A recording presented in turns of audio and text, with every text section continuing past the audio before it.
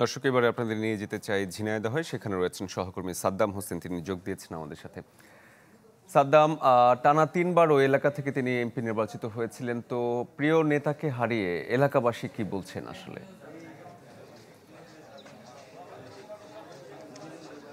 শরীফ, তিনবারের নির্বাচিত সংসদ সদস্য আনারুল আজিম আনারের হত্যার সংবাদের পর থেকেই কিন্তু স্থানীয় যে দলীয় নেতাকর্মীরা রয়েছেন তারা সহ উপজেলা জুড়েই কিন্তু শোকের মাতম চলছে এবং অভিভাবককে হারিয়ে কিন্তু তার পরিবারের স্বজনরা শোকে স্তব্ধ হয়ে গেছে।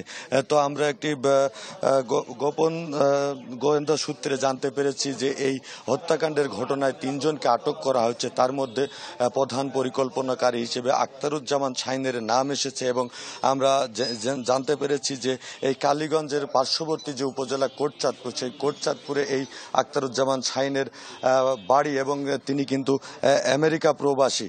এবং এই হত্যার মূল কারণ হিসেবে যেটি এখনো অস্পষ্ট রয়েছে যে তার সাথে আসলে ব্যবসায়িক কোনো লেনদেন ছিল কিনা, এটা একটি প্রশ্ন রয়েছে। তবে স্থানীয়রা যারা আছেন, যে স্থানীয় যে নেতাকর্মী, তারা কিন্তু অধীর অপেক্ষায় রয়েছে যে তাদের এই প্রিয় নেতার যে দেহাবশেষ, অর্থাৎ যে খণ্ড খণ্ড করা হয়েছে, তাদের সেই সম্পূর্ণ খণ্ডটুকু, সম্পূর্ণ দেহ অংশ উদ্ধার করে দ্রুত সময়ের মধ্যে এই বাংলাদেশে পৌঁছানোর দাবি কিন্তু তারা করছেন এবং যে যারা এই হত্যাকাণ্ডের সাথে জড়িত থাক না কেন তাদেরকে দ্রুত সময়ের মধ্যে আইনের আওতায় নিয়ে এসে শাস্তির দাবিও তারা জানাচ্ছেন। এবং সেই সাথে তারা এই স্থানীয়রা বলছেন যে আসলে মূল রহস্যটা কি সেটি কিন্তু তারা জানার বেশ অধীর আগ্রহে রয়েছে। তো আসলে এখান থেকে এখন পর্যন্ত এই ছিল সর্বশেষ পরিস্থিতি। শরীফ। সাদ্দাম, ধন্যবাদ আপনাকে।